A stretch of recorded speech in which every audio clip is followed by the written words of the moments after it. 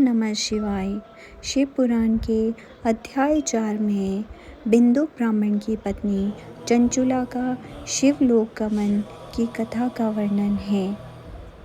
आइए मेरे साथ मिलकर इस कथा का प्रेम पूर्वक श्रवण कीजिए।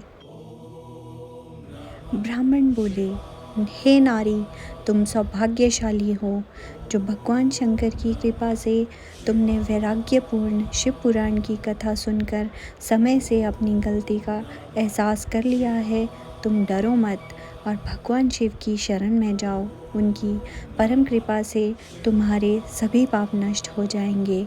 मैं तुम्हें भगवान शिव की कथा सहित वह मार्ग बताऊंगा जिसके द्वारा तुम्हें सुख देने वाली उत्तम गति प्राप्त होगी।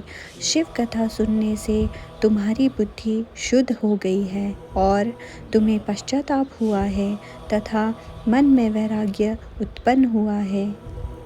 पश्चाताप ही पाप करने वाले पापियों के लिए सबसे बड़ा प्रायश्चित है। पश्चाताप ही पापों का शोधक है। इससे ही पापों की शुद्धि होती है। सत्पुरुषों के अनुसार पापों की शुद्धि के लिए प्रायश्चित पश्चाताप से ही संपन्न होता है। जो मनुष्य अपने कुकर्म के लिए पश्चाताप नहीं करता वह उत्तम गति प्राप्त नहीं करता, परंतु जिसे अपने कुकृत्य पर हार्दिक पश्चाताप होता है वह अवश्य उत्तम गति का भागीदार होता है। इसमें कोई शक नहीं है। शिव पुराण की कथा सुनने से चित्त की शुद्धि एवं मन निर्मल हो जाता है। शुद्ध चित्त में ही भगवान शिव व पार्वती का वास होता है। वह शुद्धात्मा पुरुष सदा शिव के पद को प्राप्त होता है। इस कथा का श्रवण सभी मनुष्यों के लिए कल्याणकारी है, अतः इसकी आराधना व सेवा करनी चाहिए। यह कथा भवबंधन रूपी रोग का नाश करने वाली है। भगवान शिव की कथा सुनकर हृदय में उसका मनन करना चाहिए।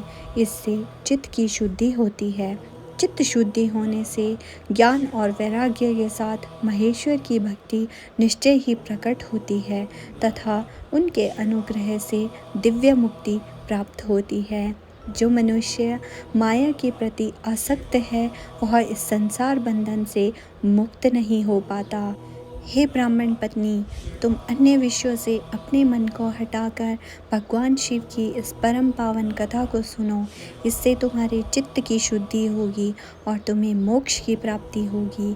जो मनुष्य निर्मल हृदय से भगवान शिव के चरणों का चिंतन करता है उसकी एक ही जन्म में मुक्ति हो जाती है। सूत जी कहते हैं, शौनक, यह कहकर वे ब्राह्मण चुप हो गए। उनका हृदय करुणा से भर गया। वे ध्यान में मग्न हो गए। ब्राह्मण का उक्त उपदेश सुनकर चंचुला के नेत्रों में आनंद के आंसू छलक आए। वह हर्ष भरे हृदय से ब्राह्मण देवता के चरणों में गिर गई और हाथ जोड़कर बोली, मैं कृतार्थ हो गई। हे ब्राह्मण, शिव भक्तों में श्रेष्ठ स्वामी, आप धन्य हैं। आप परमार्थदर्शी हैं और सदा परोपकार में लगे रहते हैं। साधो, मैं नरक के समुद्र में गिर रही हूँ। कृपा कर मेरा उद्धार कीजिए। जिस पौराणिक को अमृत के समान सुंदर शिव पुराण कथा की बात आपने की है उसे सुनकर ही मेरे मन में वैराग्य उत्पन्न हुआ है। उस अमृतमयी शिव पुराण कथा को सुनने के लिए मेरे मन में बड़ी श्रद्धा हो रही है। कृपया आप मुझे उसे सुनाइए। सूत जी कहते हैं, शिव पुराण की कथा सुनने की इच्छा मन में लिए हुए चंचुला उन ब्राह्मण देवता की सेवा में वहीं रहने लगी।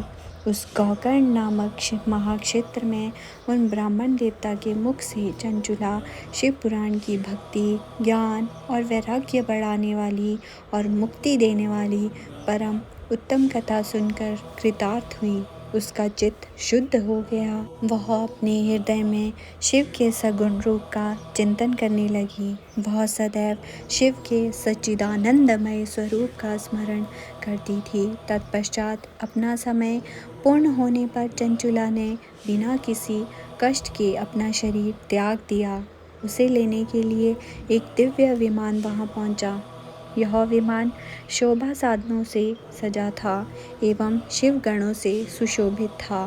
चंचुला विमान से शिवपुरी पहुंची। उसके सारे पाप धुल गए। वह दिव्यांगना हो गई। वह गौरांगी देवी मस्तक पर अर्धचंद्र का मुकुट वह अन्य दिव्याभूषण पहले शिवपुरी पहुंची। वहां उसने सनातन देवता त्रिनेत्रधारी महादेव शिव को देखा।